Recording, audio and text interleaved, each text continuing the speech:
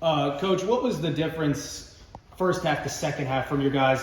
There was visible frustration in the first half from your team. What was it about the second half that you think allowed you to get it done today? The first half, we were very handsy, fouling a bit too much. We really couldn't get a rhythm defensively or offensively. It took us a minute to get a rhythm, and the reason why is because they have a very good ball club. Okay, when we were at their place after the game, I said, I don't know who deserved the outcome of the game that they wanted, right? Here, they were deserving of the outcome too. You know, we found a breakthrough, you know, at a critical time and critical moment in the game. And we had some guys that really got into the next gear of their game and of their mindset that really helped us get a breakthrough. This has to be one of the more proud wins for you because the shots were not falling in the first half, and that's really what's been carrying your team through the winning streak. To be able to find, like you said, that next gear, to see guys find that next gear, you have to be extremely proud of this win in particular. Absolutely, and I tell you what, it really carries over. These guys, the way they plan and prepare, the way they get after each other in practice is just as intense as the game. And so I'm more proud going into games because it carries over. If you don't do it in practice, you can't find breakthroughs in games. And you have to be proud of just how your guys have handled your business. You're in this race with Corpus Christi, but none of it matters if you guys don't take care of your business. You have to love the focus that your team has had throughout this winning streak to just handle what you can handle and control what you can control. We really don't pay attention to the standings, and right now we focus on Northwestern State. If we start focusing on where everybody else is and what they have going on, then we're going to stop paying attention to what we can dictate and control. Okay, we say we got to keep the main thing, and that's Northwestern State Demons. Okay, coming back from the double-digit deficit and everything, I know that like you always honed in on the brotherhood and everything, and you could definitely tell like at the 5-minute mark, like once they let Sharp do his thing, that's what everything just came together.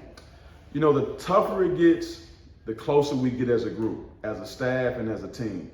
I was very proud of how the fans came together tonight. I think Haney mentioned, you know, that the fan club really energized the group. Okay, we're all one big family. Yeah, we have a brotherhood, but we're all one big Demon family. And I just think the fact that everybody band together and pulled together really energized that breakthrough. And so I know that being down and everything, you know, you could tell they wanted it a lot more. Like I don't know if this game was like different than others, but just knowing like it was Southeastern maybe, and that this absolutely had to happen. Southeastern has a very good team. They are tough, they're battle tested, they play the right way, they're well coached.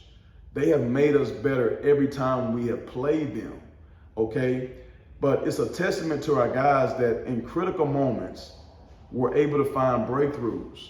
And the best way to find a breakthrough is that defensive side of the ball. Our guys understand that when you want to find a breakthrough, you got to get some kills, and that's 3 stops in a row. Our guys put together some kills, okay, that gave us some separation in a critical time.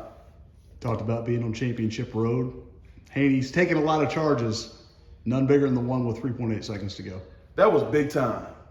That was big time. You know, we call it shoulder blow. He didn't, what's the word I'm looking for? He didn't flop.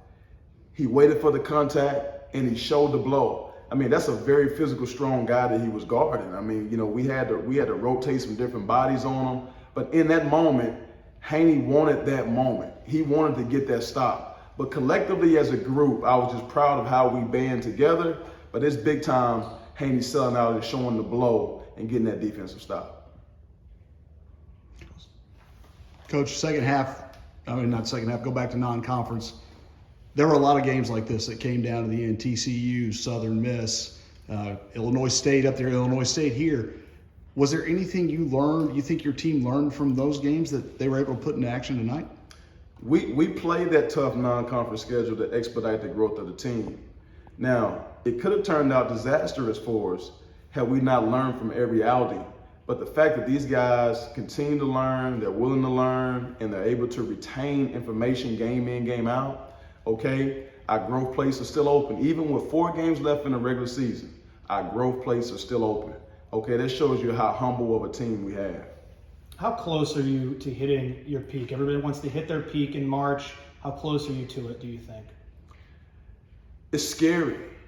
It's scary because we have a phrase around here. Do we want 2 new plays in March or 2 new players? Okay, we're still waiting on a couple players. And they're starting to turn the corner in practice, and they're starting to get some opportunities. And I think it's a matter of time before those guys emerge. So I'm not sure what our ceiling is right now, okay? I just want our guys continue to learn, and I want our growth place to stay open as long as possible.